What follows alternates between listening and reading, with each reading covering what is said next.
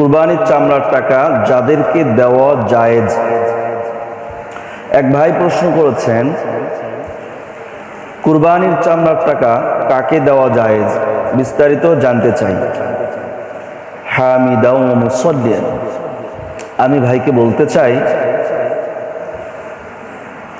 যাদেরকে যাকাত দেওয়া জায়েজ তাদেরকে কুরবানির চামড়ার টাকা দেওয়াও জায়েজ, তবে শর্ত হলো নিসাব পরিমাণ সম্পদের মালিক না হতে হবে।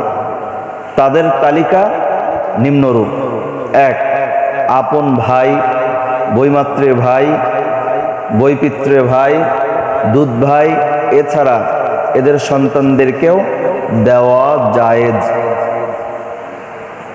2, আপন চাচা, ফুফু এবং এদের সন্তানদেরকে দেওয়া জায়েজ। 3, আপন মামা, খালা এবং এদের সন্তানদেরকে দেওয়া জায়েজ। 4, সৎ মা, সৎ বাবা এবং এদের সন্তানদের দেওয়া জায়েজ। 5, শ্বশুর, শাশুড়ি এবং এদের সন্তানদের দেওয়া জায়েজ। 6, অন্য কোনো ধনী ব্যক্তির স্ত্রী বা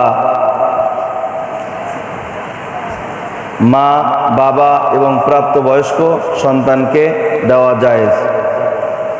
6, অন্য কোনো ধনী ব্যক্তির স্ত্রী, মা, বাবা এবং প্রাপ্তবয়স্ক সন্তানকে দেওয়া জায়েজ। 7, কোনো ধনী মহিলার স্বামীকে দেওয়া জায়েজ। 8, নিজ জামাতা ও পুত্রবধূকে দেওয়া জায়েজ। 9, ছাত্র শিক্ষককে অথবা শিক্ষক ছাত্রকে দেওয়া জায়েজ।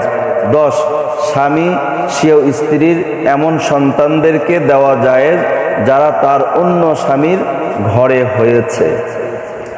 11, স্ত্রী স্বীয় স্বামীর এমন সন্তানদেরকে দেওয়া জায়েজ যারা তার অন্য স্ত্রীর ঘরে হয়েছে।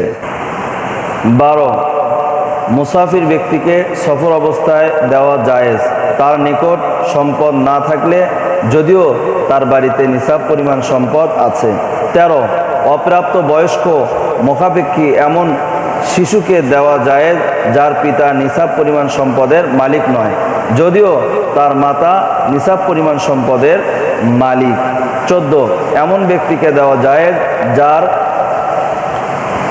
আমদানি প্রচুর কিন্তু সে ঋণগ্রস্ত আর ঋণ আদায় করতেও সক্ষম নয়।